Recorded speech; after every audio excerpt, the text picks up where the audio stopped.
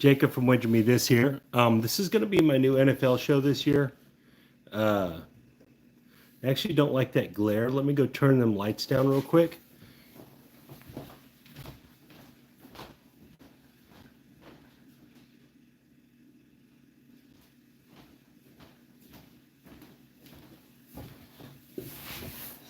Sorry, it's still there a little bit, but not terrible. But anyways, guys, just to start out here, I'm just trying to check some stuff out. Let's turn it to that or that one. I like that one better. 8mm, no, definitely not. But anyway, the idea here, guys, is I'm going to be giving out sports picks this year. Now, big difference. Hello. Hello, hello. How are you, Mercs? Big difference this year with before, from before, is I'm not charging anybody for anything. I don't want to do any of that. All I want to do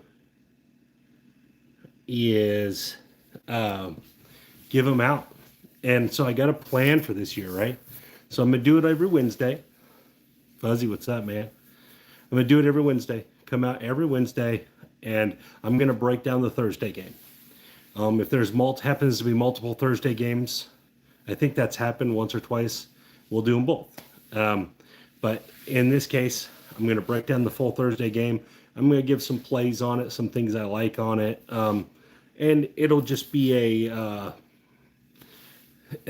Thursday. And then I'm going to give out for the Sunday slate, Monday slate, Sunday, Monday slate. I'm going to give my favorite ATS play for and against the spread, or favorite and underdog. I'm going to give my favorite money line play, favorite and underdog. I'm going to give my favorite over and my favorite under. I'm going to give my favorite prop, or maybe a couple props. I'm also going to give my favorite teaser, my favorite parlay, and I'm also going to give out a survivor pick, right? Oh, Paul, a survivor pick. Because I know a lot of people play survivor. And so we'll keep track on here how well I do. Obviously, I'm playing some survivor myself. Just to get into this, I was supposed to come on at 8, but I had some technical difficulties. It didn't work out. This is going to work out better anyway, the way we're at right here.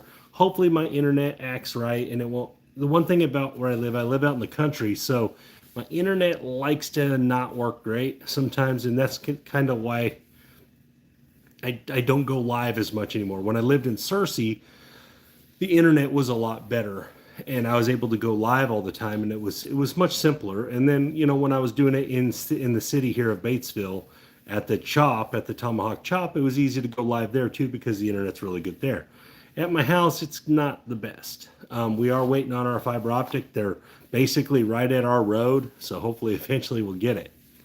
But anyways, let's get into the Thursday game. All right, so obviously this is as big of a Thursday game as there is. It's the returning champs, the back-to-back champs, Chiefs, versus the team they beat in the FC title game, the Ravens. There's a lot that goes into this game outside of just the nature of it being a big AFC matchup, and likely the team that loses this will likely not have home field advantage. This game very well could be for home field advantage, and I don't know that that's talked about enough in the national media, is that this game literally could be for home field advantage. This could be the tiebreaker. They could both be 12-4 or 12-5, I guess now, or whatever it is. And it could be for home field. I mean, there's no doubt about that this could be home field. Now, with that said, the Chiefs didn't make a ton of real big time changes outside of they got Xavier Worthy, right? I know they lost Snead, but every 2 years the Chiefs have lost a cornerback, a top tier cornerback, Javarius Ward, Tyrann Mathieu. Like every couple years in this run, they've lost a great DB. So it's not like they haven't already done this a couple times. I think McDuffie's going to step right into this role, and the Watson kid, and there's a lot of guys that are just going to fill this role. So I actually don't think losing the corner is that big of a deal. Gaining Xavier Worthy, gaining Hollywood Brown, which Hollywood Brown ain't going to play in this game, But gaining those guys, to me, is more important than having lost Snead. We've seen the Chiefs overcome losing a top-tier corner uh, multiple times. Multiple times now. And done it with no problem. They get a young guy in there to develop them. Spagnuolo seems to be able to develop corners and DBs and just overall defense pretty well. And the Chiefs' defense should be really great. Now, they also lost Willie Gay, and that could matter, but they had already kind of replaced him with Chenal and stuff and with Tranquil in a weird way. He'd already kind of, they could see the writing on the wall with Willie Gay. I mean, they still got Nick Bolton. So the Chiefs' defense is going to be fantastic, just like the Ravens' defense is also going to be fantastic in this one. The big move for the Ravens is they got Derrick Henry. I look at Derrick Henry as a really unique situation, and the Ravens were about the only real spot for him, I think, at the end of his career here. I don't know, unless he went to the Chiefs, but the Chiefs kind of already have their version of Derrick Henry. There just wasn't a lot of places for him to end up. The Ravens was about it. And he's going to fit the system well. He's actually, I think, going to protect Lamar's legs a little bit, because in the situations where they get in the goal line and stuff, I don't think Lamar, I think they're going to hand it off. And I think that's kind of the idea. Now, I don't think Derrick Henry's going to be the bell cow back. Like, they just hand it off to him 20 times a game. I don't. I think they're still going to split carries with the young kid that's there that was really good last year for whatever reason. His name's missing. I'm missing his name right now. But I actually think Derrick Henry is going to be more of a, I know they paid him a lot of money and stuff to get there, but he's not going to be just like handed off. Their offense isn't going to be Derrick Henry. It's still going to be Lamar Jackson with Derrick Henry as like the cherry. And that'll probably work on every team except the Chiefs. It'll probably work on pretty well. It'll work well with everyone else. The Chiefs have the Derrick Henry type stopping players. They have bigger. We need square pair on here again. Man, that kind of hurts, Fuzzy. That hurts a little bit. That hurts quite a bit, actually.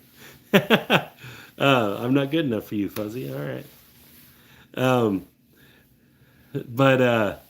So anyways, with the Chiefs, they have the ability to stop Derrick Henry, right? Now, one thing I'll say is we saw in the game, in the AFC title game, the Chiefs aren't really worried about the Ravens receivers, right? Yeah, I like to banter with them too. They're not really worried about the Ravens receivers, and I like Flowers, but you saw they weren't. They were like, yeah, whatever. They were still rushing the passer. They were still doing all those things. I don't think the Ravens can win this game. I think the Chiefs lost their home opener last year in a really fluky fashion. All those drops, the Kadarius Toney volleyball, set to the other guy on defense for the pick six. Detroit lived off that game all year, but the truth of the matter is Kansas City outplayed them except for like one play or two plays. Kansas City was the better team that day. They just didn't win on the scoreboard. And let's not make no mistake, that was a 1-point game. It wasn't like the Lions did this miraculous thing and stomped the Chiefs. They didn't. Like, the Chiefs had to have like 33 drop passes in that game. So, again, Andy Reid is 9-2 in openers with the Chiefs, right? 9-2. And one of the losses was last year. 9-2 in the openers. I just don't see it. I don't see him losing this time. I also, last year before the playoff game, Lamar Jackson essentially said that, Patrick Mahomes is the greatest. And that's one of those things when one quarterback does that to another quarterback, they're supposed to both be the top of the game. It kind of is a telling sign that one is afraid of the other, that he doesn't think he can beat him. And the truth is he's 1-4 against Mahomes and 2-3 ATS against Mahomes. So it's not like this is a stretch to say the Chiefs are going to cover this 3 at home. So I like Kansas City -3 in this game.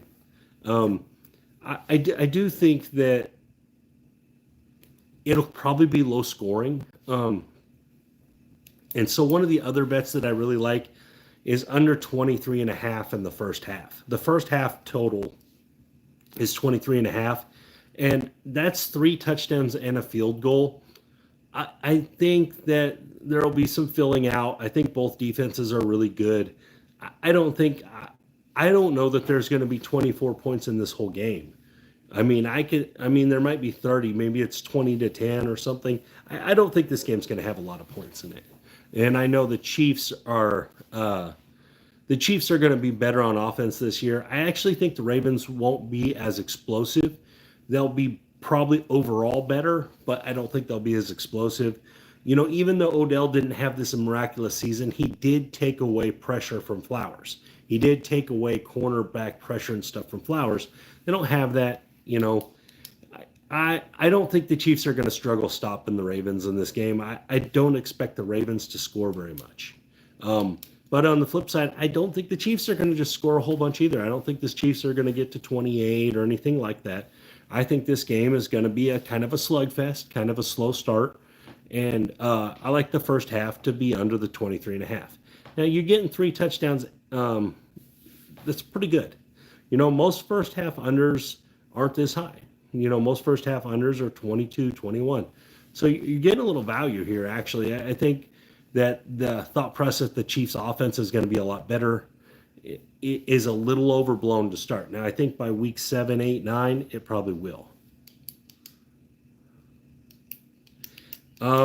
Yeah, I don't know. I didn't look at that. I've been burnt on those sack props a lot. The only one that I've ever really been able to cash out on is TJ Watt. He's the only one that ever really just comes through when I bet him. So I kind of stayed away from him. The other bet, there's 2 other bets that I like in this game. I've played all 4 of these bets. So I played Kansas City -3. I played the first half under 23.5 for the teams, the total. I like Travis Kelce to score a touchdown. I got it at +110. I don't really know what it's going off now. It's probably around even money. But if you look back in the first games of the year, Travis Kelce tends to score a touchdown. And in this game, he will too. I mean, when they get down in the 20-yard line in the red zone in, plays are designed for him down there. They're designed to get him open. They're designed, it's what they do. It's their version of their red zone is they use Kelce and they do that. So I like Kelce here to score a touchdown. And my other favorite prop play is Mahomes over 25.5 rushing yards. And now one of the reasons I really like this play is because it was plus money. I think I got it at +125 if I remember right. And 25, Mahomes has these escapes that are usually about 16-yard escapes, right? He does it a couple times a game where he just runs up the backside when nothing's there. They're not called plays or anything, but he always kind of gets to that 26 to 35 rush yards. So anytime I see it around this number, I try to play it. And against Baltimore's solid defense, he's going to probably run a little bit. He's going to probably run away and gain a few first downs. And even if you think about this, even if he just runs for 5 first downs, he's probably getting there. And throughout the course of the game, 5 to 8 yard runs is very realistic. So I actually like that one a lot as well. As you can see, I didn't have any Baltimore props up there because I don't really think Baltimore's going to do all that much offensively. I don't think that they have the horses it takes to beat what the Chiefs do. Now, I think that the combination of Derrick Henry and Lamar Jackson will whip a lot of other teams. But I don't think the Chiefs are too worried about it. Honestly, I think the Chiefs would be totally content with letting Derrick Henry get 120 rushing yards and a touchdown, because that's probably all the Ravens have done then, because it'll take him 25 carries to get there. And I think that's how they'll play it. I think they'll play lighter boxes. They'll take away all the big stuff, and they'll just play like a wide 9 version of, and then blitz, what Spagnuolo does. And I actually don't, like I said, I don't think this will be high scoring. I do think the Chiefs cover the 3. It could be 14-10. It could be something that low. The overall, if you want to bet the full game under, I actually like that too. I just like the first half under better, because I do think there's going to be a slow start. Like I would totally be completely shocked if we saw a bunch of scores early. I would be shocked. I think we'll probably see a couple punts early and then maybe a field goal. And I don't think it's going to be a fast-paced game to start. And also, I think that the Ravens will probably play some keep away from Patrick Mahomes. They'll try to keep him off the field. So I think that will run the clock out as well. Both teams do run the ball quite a bit. The Chiefs run the ball way more than people think, especially last year. They ran the ball a whole bunch. So, and they're a pretty good running team. Averaged over 100 yards a game. So, again, I think it's Kansas City.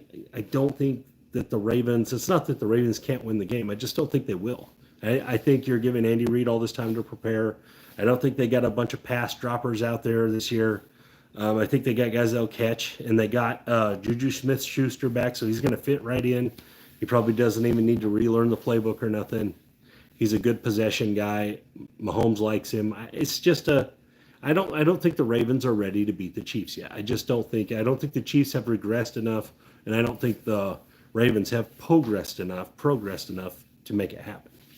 And again, this is week 1, so things go weird, but I don't think this one goes weird.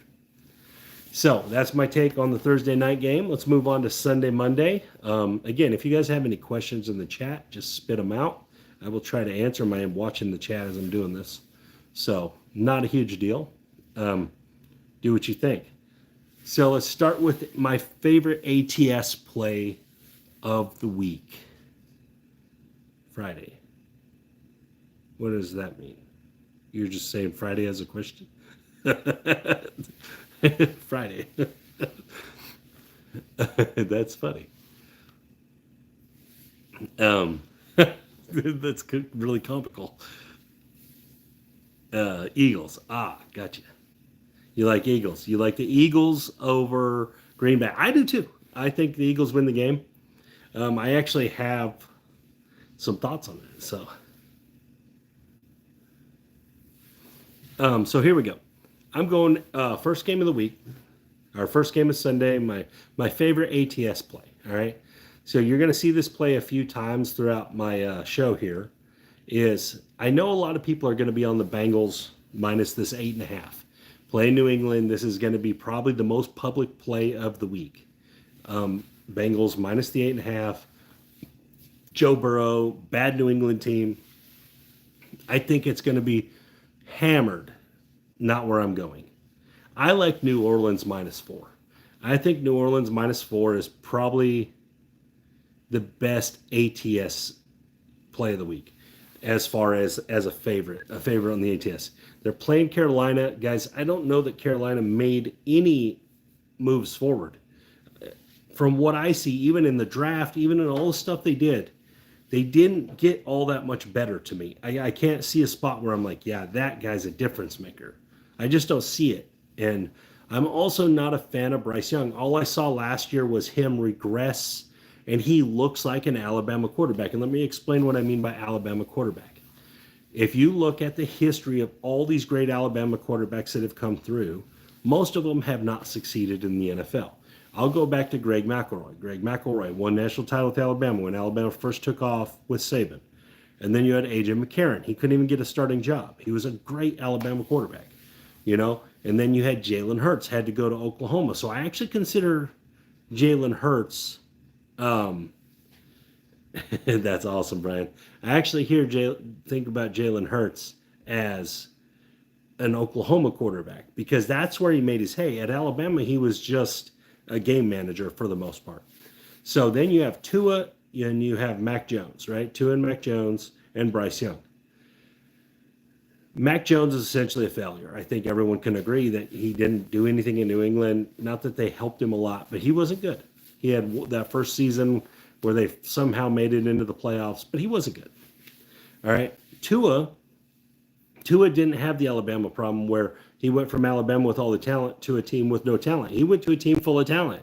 He went to Tyreek Hill and Jalen Waddle from Alabama. He had all this talent around him again. So I don't think we've seen the real Tua as far as could Tua do it without top tier wide receivers. I don't think he could.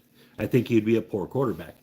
And in the case of Bryce Young, all we saw was when it's on his shoulders, he can't shoulder the load. He can't. He's number one, he's undersized. And I know everyone talks about all of his intangibles and all this. Well, it doesn't matter. In the NFL, you got to be talented. That's Jimmy Johnson said it. He goes, everyone talks about all this stuff, but you have to have talent. He's like, you have to be good at football. And so it's kind of the same thing. He was at Alabama. Everything was there for him. He had all those great players around him. Now he doesn't, and it's not as good.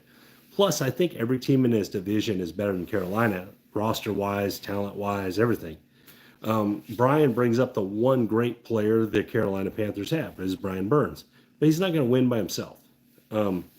So I think New Orleans wins this game pretty easily.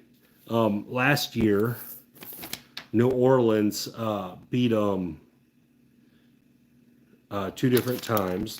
Hold on, where did I lose that? They beat them 2 different times. They beat them 28-6 and 20-17. That 20-17 game was really weird. Oh, that's right. I guess, yeah, that's how much I don't keep up with that stuff. But so that one New Orleans game was really weird. Where the 2017 game, New Orleans had a lot of chances to score way more points in that game. They didn't. But I don't think Carolina has a chance in this game. I actually think this could be a shutout. I actually think that Carolina couldn't score 0 points. New Orleans defense is still salty. They're still led by a defensive coach. And see, New Orleans, people forget because New Orleans doesn't like to play a lot of guys in the preseason and stuff, but they're really unique, right? With Taysom Hill and the good receivers. New Orleans has really good receivers. And I think Derek Carr in his second year there will be much better. I think he'll be a much better fit there. He'll be a much better player there. I know people think he's past his prime or whatever, but Derek Carr was never like a world beater. He was just a really solid quarterback. So that's my favorite ATS play is New Orleans -4. Hello, Mac. All right, let's go to the dog. And now, guys, this is not a homer pick. I am a Denver Broncos fan. But I like the Denver +6. First of all, it opened at 4.5, and it's been bet up to 6. So you're getting a little line value. But when you look at what Seattle did last year, they only beat 3 teams by more than 6 of all their wins. And it was Arizona, the Giants, and Carolina. And I actually think that Denver has made some strides. They're moving forward. I actually think that the defense for Denver is solid. It's not a great defense, but it's solid enough. Remember, they finally beat the Chiefs last year, and maybe one of Mahomes' worst games. But Denver has made some progress, right? Now, Bo Nix looks like he's going to be able to run the offense. But I don't. My thing is I don't think that Seattle's going to score 28 points in the game. So I think they'll be in the 24 range. That means if Denver can get anywhere near 20, they should cover this line. And so as just taking a dog, I think this is the best dog to just take. As far as like you're like, hey, I like those points. I'm going to take those points. And I just think that Denver will run the ball a lot in the game. They're going to shorten the game. So all these things lend to taking the points. And it's one of the larger lines of the day. There's not a lot of big lines. It's not any big 10-point lines or anything. I think the Bengals is the biggest at 8.5. So this is you're getting a lot of points here. It is some line value from the open. And I don't think many people will be on Denver. I think this is going to be not a very public play, and which shows because the line is moved. All these people are on Seattle, right? But I like Denver here, and I like Sean Payton in this spot. Again, remember Seattle's breaking in a new coach, a new system, and they still have Geno Smith, and Geno Smith likes to play close games. He doesn't like to blow people out. So that's where I'm at with that one. I think the best ATS dog of the week is the Broncos to take them +6. Again, I don't know if they win or not, but I do think they keep the game relatively close. All right, so let's move to my money line favorite. Okay, so money line favorite is a little tricky because you're never going to get a good value, right? It's always going to be a negative number. You might find one every now and then that might be even money or -105 or something. But that'll be a tricky one to take as your favorite version of a money line play. So this week I'm going with the Texans. The Texans kind of have a shorter money line at minus 148 is where I got it at. And they're playing the Colts. I know it's in Indy, but the Texans are better than the Colts. They have a better quarterback. They have a better set of receivers. They have an equal running game, I'll call it. I know Jonathan Taylor would be considered better. But the Texans are going to unleash Stephon Diggs in this game. I actually think that this is a pretty easy money line play. Like, I don't think that this is that tricky of a play. I know some people look at maybe the Texans have some regression. Well, maybe they do, but not in this game. I mean, the Colts are playing Richardson, which he seems to be a gamer. Like when the game is going, like last year, the couple games he played, he seemed to be a gamer. But they're outmatched here. The Texans are just the better roster, the better weapons. They're just the better overall group. And I think they get it done. I think they win the game. They only got to win by one to win this bet. Again, it's not very good value, but that's what you're going to get with a money line favorite. You're not going to get a lot of value. What you're going to get is the better team generally. And that's what you got here. There's not a lot else to say about it. I just think you get the better group. All right, so let's go with a money line dog. Now, this is a dog that I like to use a lot of times, and I have a lot of faith in this team to win the games they shouldn't, and that's the Pittsburgh Steelers. They're getting, if you take the points, I think you get 3.5.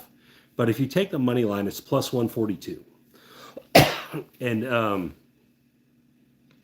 the one thing about the Falcons is they have Kirk Cousins. Kirk Cousins stands in one spot. And when you have TJ Watt and Highsmith and these guys on the other side, the Pittsburgh defense, they want a quarterback that doesn't move. They want a guy that just stands in one spot.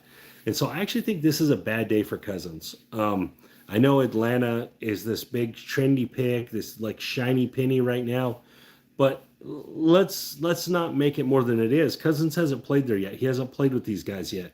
These Pittsburgh guys on defense have all played with each other for a long time.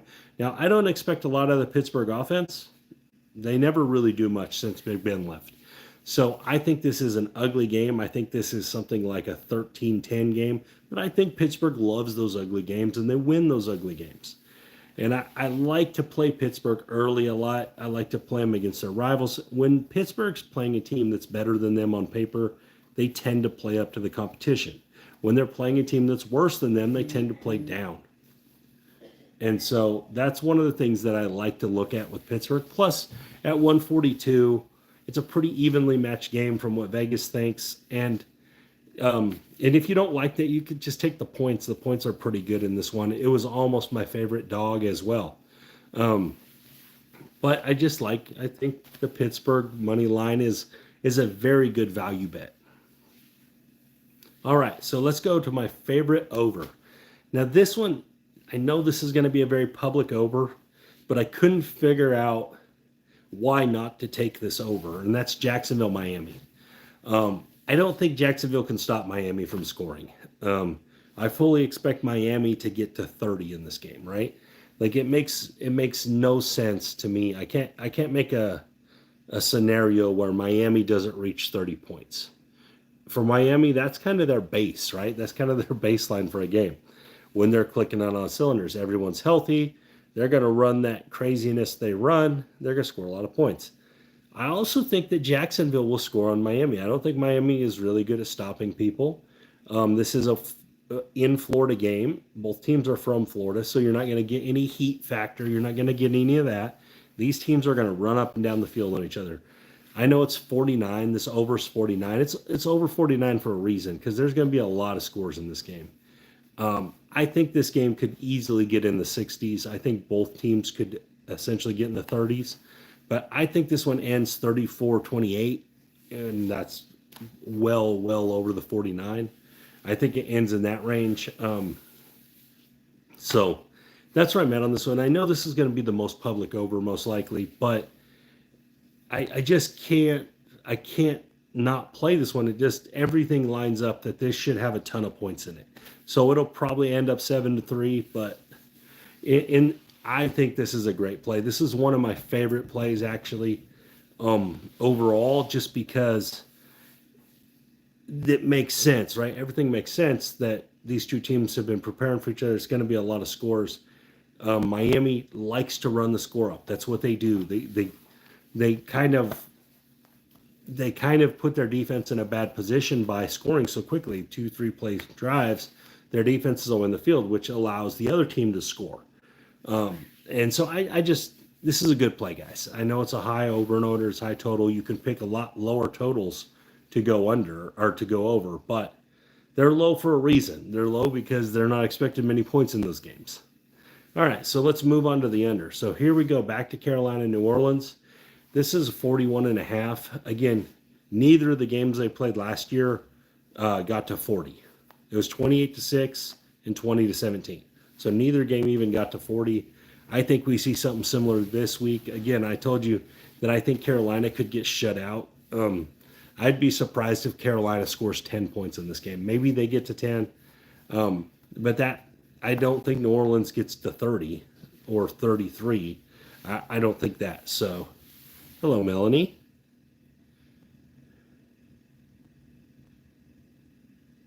Oh, yeah, absolutely. I love Ed. Ed's an awesome guy. They have the best show really going. The Casino Tier show, Ed from Roll to Win, they have the best show going for the craps community.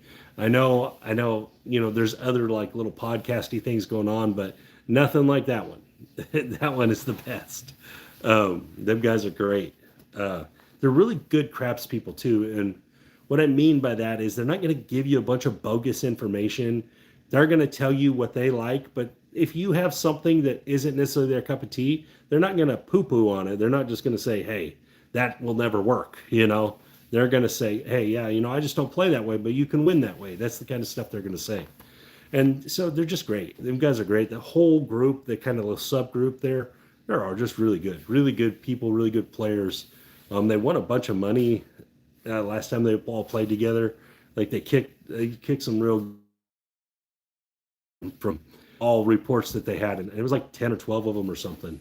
So if you ever get a chance to play with that group, man, they're good, and they're probably going to win you some money. So yeah, I love those guys. But anyway, so yeah, I like this under, this Carolina New Orleans under. Like I said, going off last year, these are kind of the same teams from last year coming in. It is the first game of the year. I just don't think there's going to be a lot of points in this game. I do think, like I said, I think New Orleans covers the 4, but it could be 20-10, and that seems very realistic, very normal to me in this game. I don't think there's going to be some crazy outcome here. So I'm not going to go much more into that one. So I'm going to go to the prop bet of the week. And when I was scouring these prop bets, and remember in the NFL, there's like 53 players on 32 teams. Now you're only going to get prop bets for about 10% of those, but that's still a whole bunch. So with the prop bets, I tend to stay with the guys that are going to get their chances, right? Quarterbacks, running backs, receivers, tight ends, guys that are going to get their chances to do their job. So I'm going to Caleb Williams here. Caleb Williams to score a TD, not a throwing TD. This is either a receiving or rushing TD, plus 255. That's 2.5 to 1 for him to score a TD. I think early in the season here, when they get in the red zone, a lot of the Bears' offense is going to be him running. Is going to be him running around the edges, like a lot of RPO stuff, a lot of run pass option, rollout type stuff, where he has leveled receivers but I think he's going to run the ball in a lot. We saw it in the preseason. We saw where he'll take off and run in the end zone. Plus, Caleb Williams has a little bit of an ego. And when guys have a little bit of ego, they score touchdowns. So I like this one. And you're getting 2.5 to 1. He's probably going to get 4 or 5 chances in the game in the red zone, I would say. So I think this is a really good play. I think this is one of the better prop bets of the week as far as value and potentially that it actually happens. So you get a lot of prop bets, right, in all sports that there's a lot of value on. Like, here's a good one. There'll be value on LeBron James to get a triple-double. Well, LeBron James has never really had a long history of triple-doubles. He played for 104 years, so he's had a lot of triple-doubles. But really, if you went by a per game basis, he's at less than one, per 20 games probably. Where Nikola Jokic is way more like every other game. Now, they handicap it that way though. So in the NFL, it's the same thing. Guys that are never going to score a touchdown or score one or two touchdowns a year, they'll be plus 4,000. And so if you happen to get lucky and guess that one, then great. But the guys that score touchdowns all the time, they're going to be really good. Every now and then you get a spot where they're not really sure, and you get something like this where it's 2.5 to 1, 3 to 1 on it to score a touchdown. And I think Caleb Williams is a really good shot at this. And here's the thing I'm going to say about this bet. If I miss this bet this week, I'm going to roll it. I'm going to parlay or martingale it because he's going to be roughly the same odds next week. And he's not going to go all season without a rushing touchdown. So I think this is kind of a no-brainer on Caleb Williams. You're going to probably get 8 to 10 rushing touchdowns out of him this year. And I think you can take advantage of them because they're going to be good odds. So I'm going to be looking at this all year, but a lot this week. I think this is a great bet. One of my favorite ones. So Caleb Williams scored a touchdown. I got it at plus 255. I'm sure it's similar to that everywhere you'll look. But so that's where we're at on that one. And now, moving on. We're at the teaser section. So I wrote down these. I'm going to tell you the teams that made my teaser final list. All right, these are the teams that made it. Cincy. Now this is a 6-point teaser, guys. I do 6-point teasers or I do a 10.3 team teaser. Just depends. But 6-point teaser here. Cincy, Green Bay, Denver, Washington, Dallas, and the Rams. The ones I went with Cincy, right? You're taking the 8.5, 8, whatever where you got it at, down to 2 or 2.5. I think Cincy is a very good teaser play. I think they win this game, and I mean, odds are they're going to win by at least 3. So I don't think there's a lot of chance they lose this game. Now, I don't want to pay the juice on the 8.5 or on the money line, so I'll pay the juice here on the teaser. Now you got to pair them with someone, and I'm going to pair them with the Rams. The reason I like pairing them with the Rams is twofold. Is the Rams are getting 3.5, so you're able to take it up to 9.5. And I know that's not exactly Wong teaser stuff. A lot of people like the Wong teaser. I do myself. But in this case, I think 9.5 is too many. The Rams are playing the Lions. And so there's a lot more in this game than just, hey, it's two teams that made the playoffs last year playing. This is where Stafford came from. Last year, the game in the playoffs was a 1-point game. The Lions almost lost that game. The Rams were every bit as good as the Lions in that game. They just happened to lose by 1 point. So now you're getting 9.5 points. So that means that the Lions have to win this game by 10. I don't think that McVay lets his team lose by 10. I do think the Rams can run the ball well. I do think that Stafford is a really good quarterback. They have a really good set of receivers. I think the Lions have their work cut out for them this one. It wouldn't surprise me at all if the Rams win this game. This is kind of Stafford's home turf where he grew up in the NFL. Again, I think Stafford would absolutely love to beat the Lions. It would probably put the cherry on top of his career now that he's got a Super Bowl. So to go back where he started and beat those guys. In opening day, week 1, whatever you want to call it, I think the Rams give it their best effort here, and I think 10 points. I don't think the Lions can win by 10, so that's why I have them in there too. So the teaser is Cincy and the Rams paired, 6-point teaser. You're going to get minus 115, minus 20 on it, 120 on it. If you want to add a third one in, like I said, I listed off the ones I like. I think Washington's a pretty good play as well, but Washington just had all that stuff come out about their owner or chairman or whatever his name is talking crap about the Cowboys. That kind of stuff scares me away from teams a lot of times.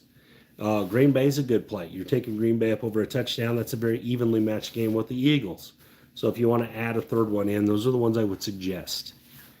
But I like the Cincy and the Rams, 6-point teaser. It's what I bet. All right, let's go to the parlay. So here, again, like I said, you're going to see New Orleans a lot. The Saints, yes. But the Saints, you're teasing the Saints through the 0. I don't like to tease through the 0. But yeah, I mean, I think they're going to win. So you're going to go from 4-2, -4 to +2. Yeah, if you want to put the Saints in there, I think they're going to win. So yeah, in my parlay, I got Cincy and I got New Orleans. So I'm taking Cincy minus the 8.5. I actually got it on 8 when I did my parlay, and I'm taking New Orleans, pairing them with New Orleans. So my parlay of the week is Cincy and New Orleans -8, -4. I don't think either of these two teams have a chance to lose. It'll come down to covering the spread. I don't really think Cincy is at risk of not covering their spread. But it's the NFL. You never know. But I think it's a pretty solid play. And then I like New Orleans. Like I've said, you guys are going to see New Orleans a lot in this video. And again, I like them here. So my parlay is Cincy -8 parlayed with New Orleans -4. Now, in my survivor pool, I took New Orleans. I don't want to take Cincy here because I want to use Cincy later on in the year. I try to save the good teams till later in the year. So I don't think I'm going to find a better chance to use New Orleans unless I use them in the second Carolina game. Well, Carolina might be better by then. Carolina might have made some adjustments by then. New Orleans could be hurt. At this point in time, I think New Orleans is the best survivor play when you factor in all the survivor things you need to look at. When you're going to use them. You want to save the good teams till later, or do you just want to use the best pick every week? So I like survivor here. I like New Orleans.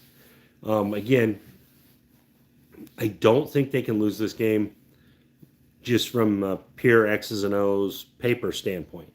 Now, it is the NFL, and so weird things happen. But that's where I'm at. And guys, another thing I want to point out is I'm making this video on a Wednesday. These games are on Sunday. So things could change by then. So that's why I suggest getting on my Discord. If you don't have an invite to my Discord, send me an email about an invite to my Discord, and I will give you an invite. And you can join the Discord, where you can have direct one-on-one access with me, essentially, and other guys, lots of other people, really from all around the world that will tell you about soccer, will tell you about hockey, Formula One. We had some Formula One stuff. We had, when the World Cup was going on, World Cup guys talking about World Cup, baseball, football, basketball, more than just me. Guys that know more sports than I do. So it's a really good group to be in. Mind you, I will kick you out if you're a jerk. I've done it to 2 guys, only 2 guys the whole time. How about, I love women's basketball. So obviously, I've always kept up with women's basketball a little bit, but this year is so much more intriguing with all the stuff around it, with the Caitlin Clark, Angel Reese stuff, all this around it. And so I've kept up with it really well. I don't bet it because the site I use doesn't allow it, which is weird. But some sites don't allow, but I would love to. Again, I think that the whole, anytime that there's like a weird thing happen in a sport, I'm interested in it. And the whole Caitlin Clark phenomenon is kind of weird, right? Like, it took the WNBA by storm, and they didn't know how to handle it.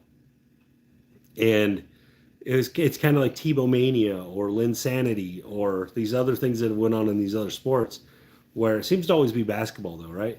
Because it's so much more, that ability, that individual ability matters. But where there's someone that just is polarizing, is kind of above that game, and the other players don't like it. And I always get a kick at that, because all that's happened for these other players is that they're going to get more money because they're getting more TV time now. So that's going to turn into more contract money and all that. But they're all like, it's lightened up a lot. But at first they were on her like, oh, you can't do this in this league, you can't do this, and well, all she's done is all those things. So it's just funny to me, and I always get a kick out of it. I'm actually a big Angel Reese fan as well. I think she did everything she was supposed to do, and she won a national title. She's a double machine. I mean, she is what she's supposed to be, and I just think that she just came at the wrong year, right? She just came at the wrong year where Caitlin Clark happened to be there at the first year. If Angel Reese would have waited one more year, she probably would be the rookie of the year that year, right? I mean, she just chose the wrong time, and they're kind of interconnected now because of all the college stuff and all the pro stuff. So they'll kind of be interconnected their whole career, which is cool. It's a good thing. They're in Chicago and Indiana. I mean, it's going to be a neat rivalry if you're interested in the WNBA. Personally, I think it's really fun. You're not going to see the dunks and all that, but they do play solid basketball. It's not like they can't play basketball. They can. A lot of driving. They do. It's not just all 3-point shooters. I know a lot of people think that. It's really not. They do a lot of going to the rim. It's a good game. It really is. I enjoy it myself. In fact, I watched the Fever game tonight. Again, they won again. They made the playoffs after going 1-8, so that's really cool. Starting the season 1-8, they made the playoffs. It's just interesting stuff, interesting going on in women's basketball, and really every little girl out there that decides they want to be, these women's basketball players now because Caitlin Clark has put it on, the mainstream media now. She has brought it to that. Even at Iowa, she brought it to that. Now, there's been other girls that kind of paved the way for that, but they never had the power that Caitlin Clark has brought. And part of it was when they played, Skylar Diggins and girls like that, Cheryl Swoops, all that. The media wasn't as big around it. The media is way bigger around women's basketball now. Yeah, Shaq and Kobe, yeah. And so it's just they need to grab it and run, all these ladies that want to make more money, because the WNBA women don't make a ton of money as far as athletes go. They're really, really underrepresented money-wise. Oh, sure, I'll get to that. Fiber optic. I'll do some of that. I actually have some of that stuff. I was going to put it out in a recorded video, but I'll tell you here. But anyway, so that's what I think about the WNBA. I think it's great. I actually like some other women's sports. Like I like women's tennis. I think it's a really good game. Them girls really go at it. It's tough. So, but anyways, as some future bets, guys, for win totals. So Lumpy from Square Pair, Rob from Square Pair, he points out a good point on the win totals. Really, you're putting out like a -110 bet or worse, even money bet for all season. The win totals don't make a lot of sense to bet, right? You're tying up on a unit or a couple units or whatever on a win total for a whole season. They're not the best bets out there, right? So they're kind of something to avoid. But if you do like win totals, my 3 favorite win totals for the year are the Rams over 8.5, the Steelers over 8.5, and there's one more, Tampa Bay over 8.5. I think all 3 of those teams were playoff teams last year. I think they all get to 9 wins, at least, for different reasons. And I think those are pretty good bets. But again, they're all -120s. They're not as far as value goes. I just think that they're highly probable bets. Okay, so as far as the Super Bowl goes, guys, I'm not betting against the Chiefs. I know, so if I'm taking the Chiefs in the AFC, which is what I'm doing, what I've done, the NFC representative, I'm going to go kind of a different route. I don't think it's going to be San Francisco. I also don't think it's going to be the Lions. And I know those are 2 very trendy picks. I think it's going to be someone that is somewhat underrepresented. And I think it's going to be the Rams. I think the Rams are going to get there again.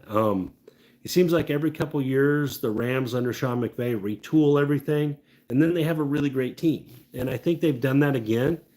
And I actually think they're going to kind of take the division from the 49ers this year. Again, I could be wrong. The 49ers are a really talented team, but that's where I'm at. I like the Chiefs-Rams Super Bowl. That's what I think it's going to be. And again, I'm trying to predict this stuff in September. Now, don't get me wrong. When the Rams won the Super Bowl, I predicted it on live before they won. So the year in September or August or whatever it was. And then the next year I predicted the Chiefs. And so I've had a bunch of them that I've got right. Last year I predicted Lamar would win the MVP, right?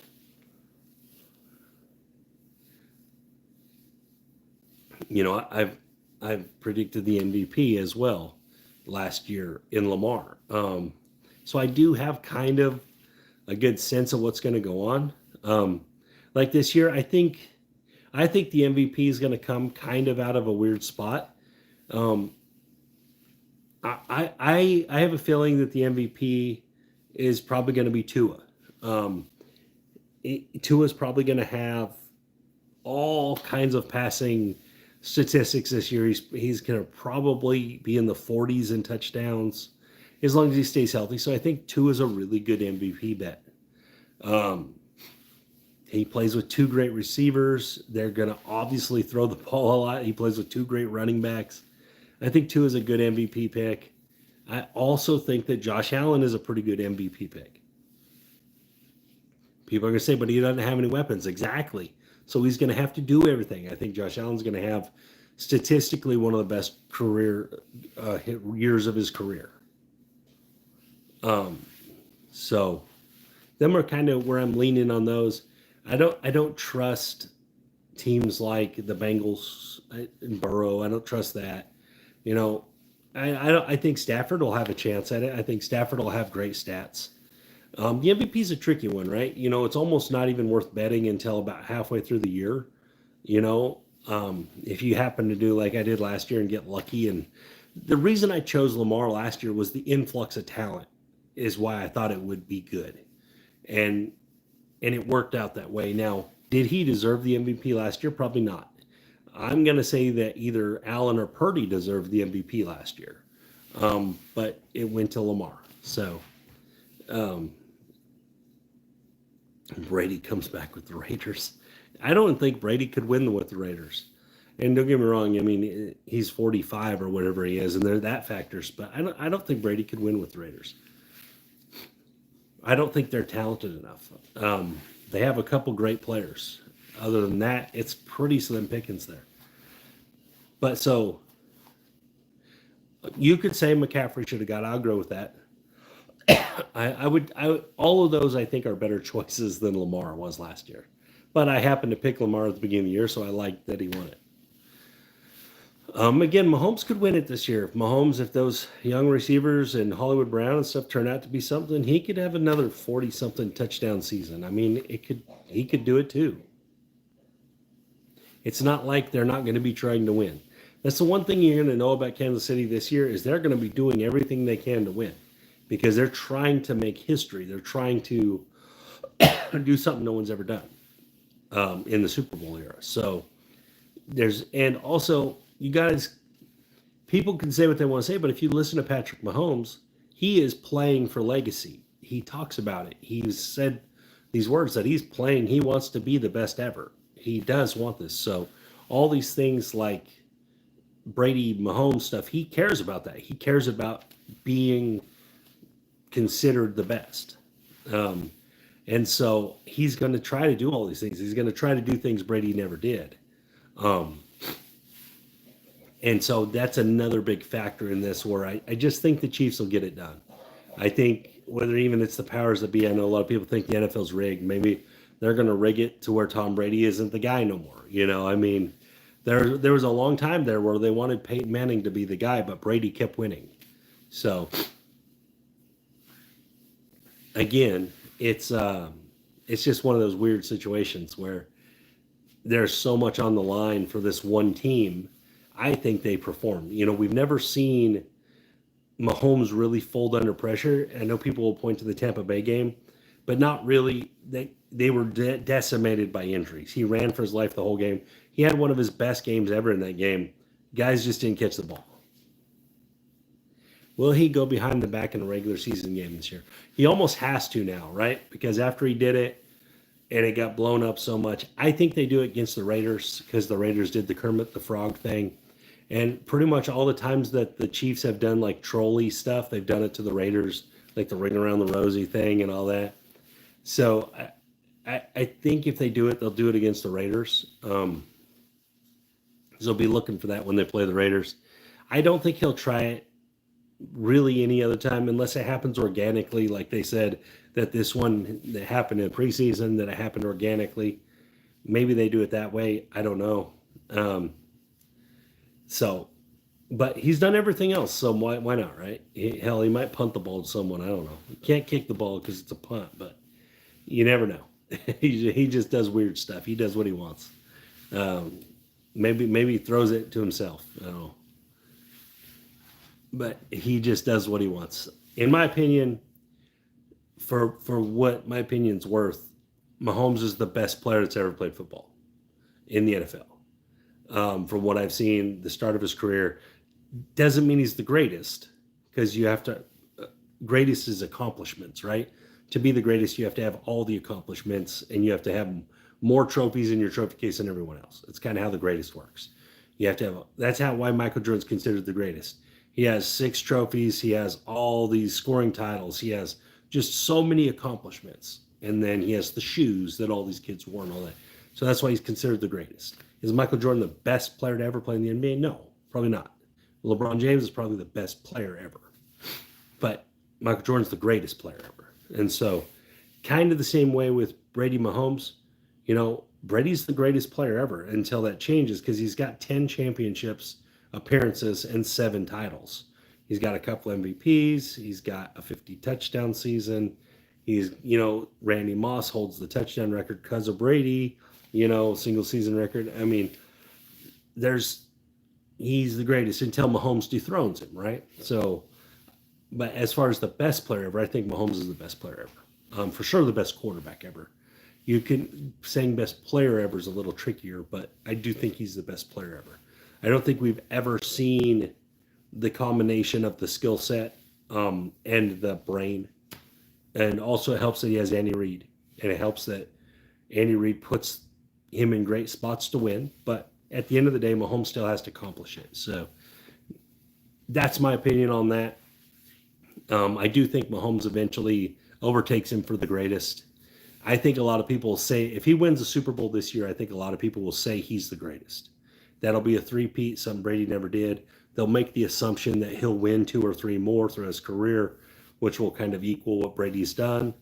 Plus, he'll have more MVPs. He'll probably have another 50 touchdown season. I bring that 50 touchdown season thing up a lot because only a few guys have ever done it in the NFL history. And that matters. It matters that if only a few people have done it and you're one of them, it makes a big deal, especially at quarterback because the quarterback stats, quarterbacks touch the ball all the time. So quarterback stats are, there's a clear separation in them. John Elway, people love John Elway, and John Elway was a great quarterback. John Elway only threw for 300 touchdowns in his career. There's guys that threw for double that, So, again, while he's considered one of the greatest, he'll never be the best ever. Even though his talent and stuff might have said he was kind of the Mahomes before Mahomes. People don't really remember unless you just watch football then, but Elway and Mahomes played very similarly. A lot of running around, a lot of kind of weird passes back across the field. So Mahomes was kind of that. Elway was kind of that guy before Mahomes. Elway was bigger than Mahomes. But anyway, that's just kind of my thoughts on that. Again, like I said, on those future bets, throughout the year, I tend to add future bets in, especially if I get up and profit. I'll add a future bet here, add a future bet there. And the idea is that hopefully I get to the playoffs and I have a bunch of future bets on these teams that I feel like didn't cost me anything, so I'm just kind of playing them for free. That's one of the things I like to try to do. And it just, I got there last year, and 3 out of the 4 final teams I had a Super Bowl future on. So 3 out of the 4 I had a Super Bowl future on. The only one I didn't have was the Lions. So in the final game, I had both teams. But anyway, thank you guys for watching episode 1 of Wednesdays with Wager. And again, I'm going to keep track of these. Obviously, we're going to keep track of the Survivor because we won't be able to use New Orleans after this. And I'm going to keep track of these. You guys can keep track of them for me too if you don't mind. I know a lot of you guys like to keep my record, which I like that as well, by the way. But I'll keep the record, and we'll talk about the record every week. I wish I could post it on there. Again, I'm just using my phone. I don't really know how to do any of that. Even if I hooked it up in the computer, I don't really know how to do any of that. But we'll keep track, win loss, see where we go. Again, uh, if you're interested in my Discord, send me an email to wagermethis@gmail.com. I will send you an invite. Most of you guys are probably already on there, but like I said, if you are interested, send me an email. I'll send you an invite. Come on there.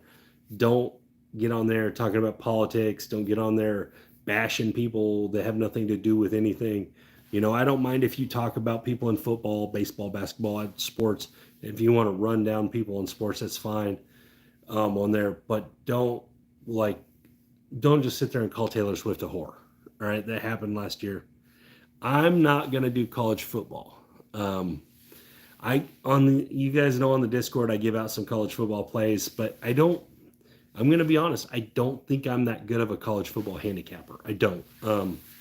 I do okay at it, but most of the time when I make my handicaps in college football, I'm very leery of them. I don't have confidence in them. When I make my handicaps in pro football, I'm very confident in them. Again, I don't. I do post them on the Discord. You guys see them, obviously, the bets I make, but it's not like I'm fully trusting them. Like I had BC and I thought BC was probably going to win the game, and I posted that on the Discord. I know you guys that are on Discord saw that, but I wasn't super confident in that, But I was confident enough that 19 points or whatever it was way too many. And I posted all that. So that's the stuff you get being on the Discord. You do get the other football. I'm not going to make a show about it because I want to be judged on the thing that I think I'm good at, not the thing that I just do. I know you guys can understand that. But anyways, guys, thank you for your time. This is Jacob from Wager Me This, and this was episode 1 of Wednesdays with Wager. You guys have a great night.